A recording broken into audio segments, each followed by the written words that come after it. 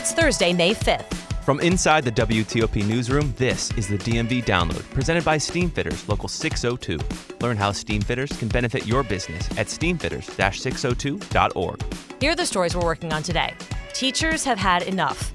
The Montgomery County Teachers Union says resignations and retirements will be higher than ever due to teachers feeling undervalued and overworked, with many planning to leave mid-career.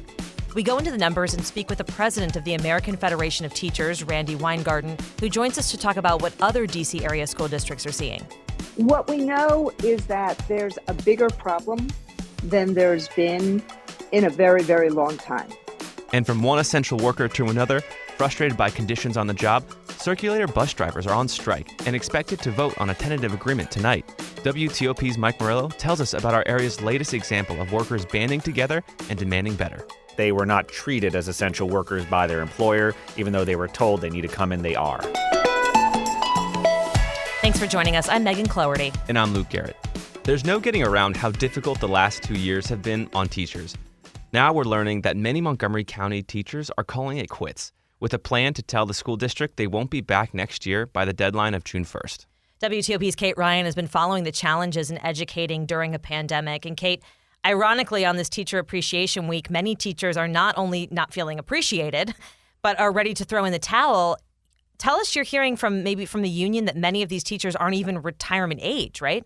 Right. And while I asked for a breakdown, this came out of a conversation with Mark Elrich yesterday. He hosted it with Jennifer Martin, MCEA, that's the teachers union in Montgomery County.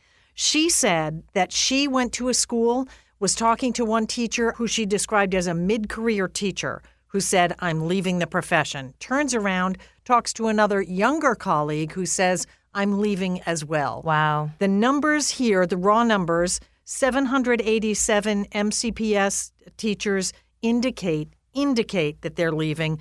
At the same time last year, those numbers were 537. Wait, say the first number again? 787 teachers Wow. say they're out. Now, here's the caveat. That is teachers who intend or say they are leaving.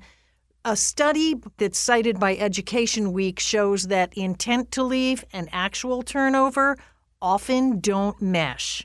Okay. So we don't have an official who's actually filed the paperwork and truly heading for the doors. We did contact Montgomery County. I did hear from them today, and they said they will have information for me on this next week. And I did ask for a breakdown. When we talked to Jennifer Martin, I said, is this a demographic bump? In other words, we have a lot of teachers who are retirement age anyway. And again, she insisted, no, we have a fair amount of younger and mid-career teachers leaving. And that's always a great concern. And sorry, who is Jennifer Martin? Okay, Jennifer Martin is the president of the MCEA, that's the Montgomery County Education Association, which represents teachers in the Montgomery County school system. Got it. So is it common for these younger teachers to kind of drop off? Absolutely. A lot of people enter the teaching profession and then find it is far more challenging than they expected, or maybe they're young and they want to start a family and find the money doesn't make sense for them anymore. Right. So the number of teachers who have less than 5 years typically, and this is nationally, tend to leave the profession. And that's a problem as well, obviously, because you have a lot of people that have been trained and now they're leaving. So schools are consistently having to look for new talent all the time. And teachers have been leaving the profession as things have gotten so much more difficult with virtual learning, with the pandemic. I recall Montgomery County saying to maybe substitute teachers or past teachers, hey, we need your help if you want to get back into this. Do you think that's going to be the same situation maybe? I mean, is that what it's looking like? You always look for experience, so it is very common to go to retirees and say, are you thinking of subs? Come on in. And I will say when I taught, a lot of our best substitutes were retirees because, again, they had the experience. They know the system. Many of them get called back to the same school. They're a known quantity. The kids like them, et cetera. And it may be getting tougher. This is what they're all going to have to look at. And it's always a concern. It's always a concern for any field. We're seeing it with police officers, for example, concerns about recruitment. Does the pipeline coming in match the demand you know you're going to face when teachers leave? That's always a huge question. And is the hope that, just the pandemic will fade and this lack of attrition will just kind of pick back up in a few years? Are officials just holding their breath, basically? I wouldn't say that. I think everyone is doing everything they can, to be fair, to make sure that they get these positions filled. But I will tell you, going back, and again, it's been about almost 20 years since I've been out of the classroom, but it's a perennial problem. People leave, there's attrition, and you're constantly looking to fill those positions. That's why parents should not panic if their school year starts and by September, not all the teachers are hired when they hear that. I know it's not reassuring, but generally it takes until October for all the numbers to shake out and all the hires to happen. Great. Thank you, Kate, for being here. Thank you. And this isn't just an issue in Montgomery County. Teachers have been leaving the job across the region. It's being called the Great Exhaustion. And we're joined now by the president of the American Federation of Teachers, Randi Weingarten. First of all, thank you for being here and making time for us. And we'll get right to it. What do we know about teacher shortages in the D.C. region going into the next school year? What we know is that there's a bigger problem than there's been in a very, very long time, meaning in the last 5 years, we have been, and this is national data, not DMV data, you have about 3 million teachers in schools across America, public and private. And you have always somewhere around 100 to 200,000 teachers that we're short each and every year. Wow. Also, there's a lot of teachers that leave at the beginning of their career. That's normal for teaching. It's a really hard job. So if you add on top of that what is going on now, you see a huge shortage in 4 respects. Number one, just like what you've heard anecdotally from Montgomery County, dependent upon the poll you take, you're seeing between 40 and 60% of teachers mid-career basically saying, this has been a really hard year, much harder than I ever anticipated, and I'm really thinking about leaving. So you saw a little higher retirement rates last year than we had predicted, but you're seeing this year where people expected it to be better and they see that it's much worse. And then on top of that, you have seen over the course of the last 10 years, fewer and fewer people going into teaching. So we have pipeline issues in general. We have diversity pipeline issues, but equally, if not more important, the people who know what they're doing are not waiting till retirement and are just saying, I just can't do it anymore. And we're seeing this all play out in Virginia. The Department of Education reported last summer that the number of unfilled teaching positions across the Commonwealth has increased by 62%. So with a number that large, what's at stake here? How is this really playing out inside the classroom between teachers and students? Well, it plays out in lots of different ways. Number one, when you have positions that are unfilled, like, what are we talking about? Teachers who teach bilingual, teachers who teach special needs kids.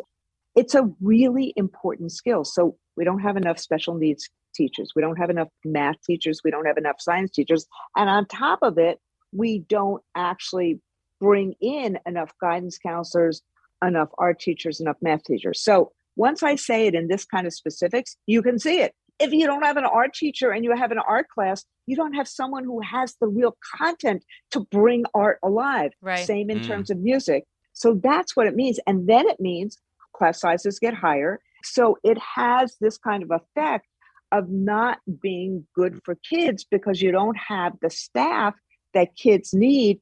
And then it's more and more burdensome to the staff that's there.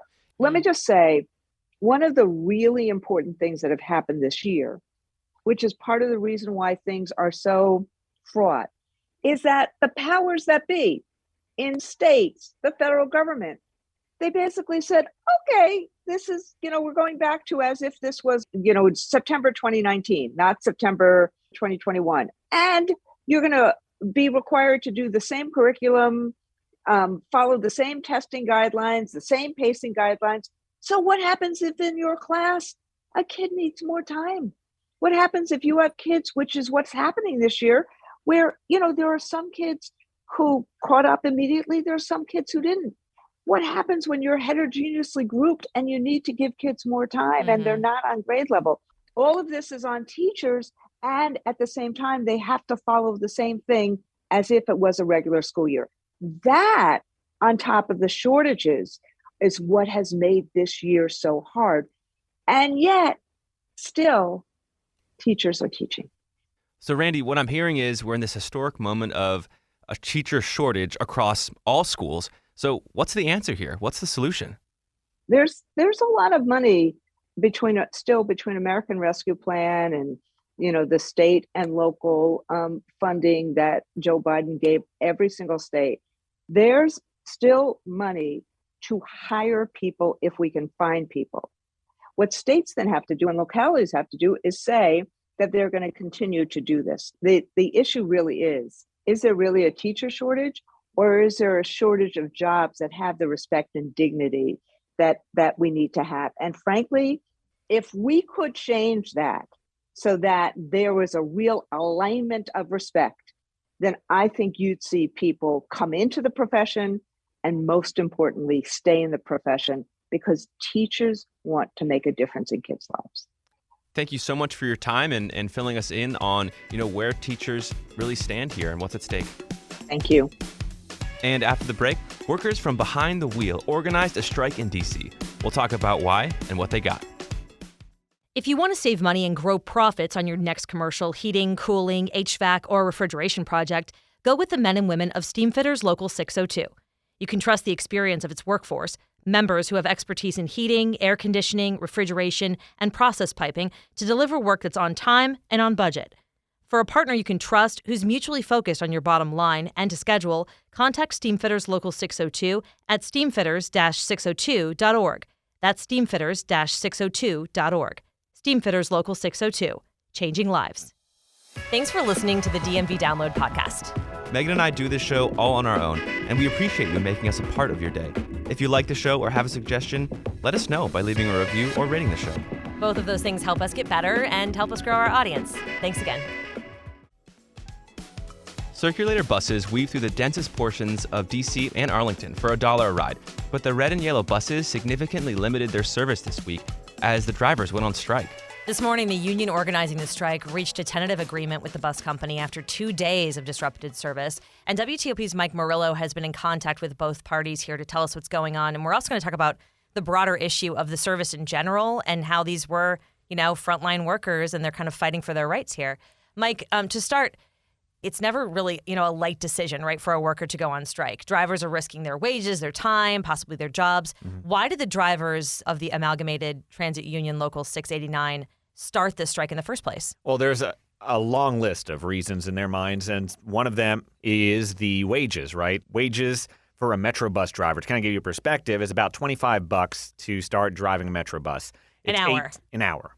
$18 an hour if you start driving for the Circulator and working for this contractor. So they're saying, well, we need a significant raise here because look at what inflation's done. That's what everybody's talking about. Inflation has raised the cost of living substantially. So they're saying we need that extra money. But there's a lot more than just wages here. There is also some health plan issues that they're concerned about, and also some things when it comes to how they're treated in the workplace.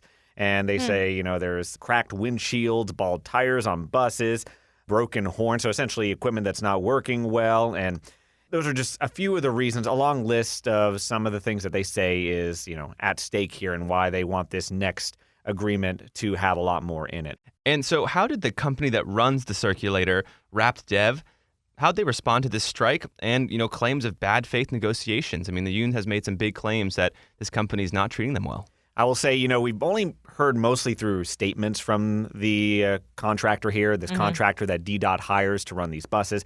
But they've said that they've substantially increased existing wages in what they've shown the union. Now, this, again, to take this back, this is before we reach an agreement. So we don't know what's in this agreement. That's a tentative agreement. They say that they put on the table better wages, a 401k match, and a medical plan, and some of the other things they called for, also making Juneteenth a paid holiday.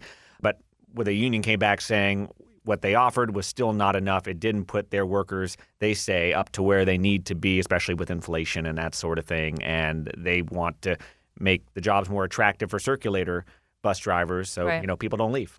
So the vote tonight, is that it? That's the done deal? A tentative deal means essentially now the workers get a chance to vote on what has been proposed from the company here. So they're going to get that now, probably, I'm sure, a digital format. So we're waiting to see the result of this vote. And then once it does, according to the company, the buses could start working in full capacity tomorrow, as soon as tomorrow. Oh, so wow. That's how quickly things could get back to normal. We've watched nationally that Amazon is dealing with this. Their workers wanting more rights, wanting to unionize, Starbucks. But this is on a local level and a DC level. So even if you don't take this bus or you don't know anybody who drives this bus, it's sort of the going to the Great Resignation idea. These workers want more. 2 years ago, we called them essential, right? Is that the idea? And that's the thing, too, right? COVID. And one of the complaints from the union is we were told we're essential workers, our drivers. So they were out working during this, throughout this, while some other companies gave essentially battle pay, right, during the COVID times. Yeah, it's like hazard pay, yeah. Hazard pay for working during those times. They didn't see anything, they say. So that's one of their complaints as well, that they were not treated as essential workers by their employer, even though they were told they need to come in, they are. It sounds like it comes down to a respect issue almost as much as it does wages and health care. In the eye of the union, that's definitely where things stand. Both sides believe they're showing that respect, and that's what now lawyers are working to hammer out there. Mike, thanks for giving us context on this story as the union members really head into a vote. You got it. That vote comes at 6 p.m. tonight, Thursday night. Tune into WTOP for an update on what happens during that vote. And before we go, I got to let you know, Megan, there is a new farmers market in town. Oh, where? In Dupont Circle. So the Dupont Circle Farmers Market happens on Sunday, but they're adding a second iteration. It's going to happen Thursday, and the first day is today. Nice. Okay, cool. So, if you've ever been to that before, it is packed. It's very popular. So this will sort of space it out a little bit, maybe. Yeah, it's huge. And so the one that's happening on Thursdays now runs from 3 p.m. to 7 p.m. and it's going to be every Thursday afternoon. And they're going to be about 15 vendors. The one on Sunday has 50, so it's going to be a little smaller than the Sunday one. Yeah. But it will give, local residents access to just farm food, which is huge, which is really awesome. I have to tell you, there's this thing that at the National Cathedral, which has a special place in my heart. I got married there last year. It was I'm going to get all high voice about it.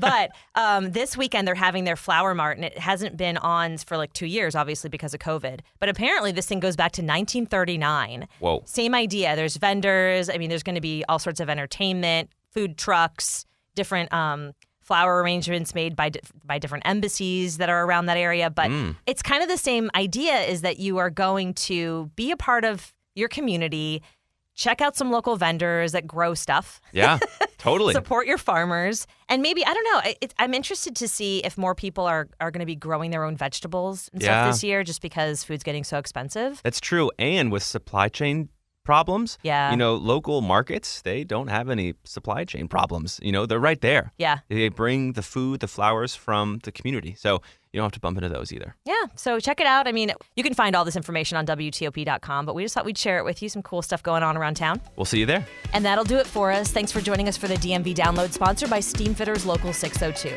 Our managing editor is Craig Schwab, and our music is by Real World. Give us a review and rate our show if you get the chance. And follow us on social media, where we post content every day from behind the scenes of our show. You can find out more about the podcast and become one of our VIP listeners at dmvdownload.com. VIP is so cool. The DMV Download is a product of WTOP News. Listen on 103.5 FM in the D.C. area, 107.7 FM in Virginia, 103.9 FM in Frederick, Maryland, online at WTOP.com, and on the WTOP News app. Have a good night, guys.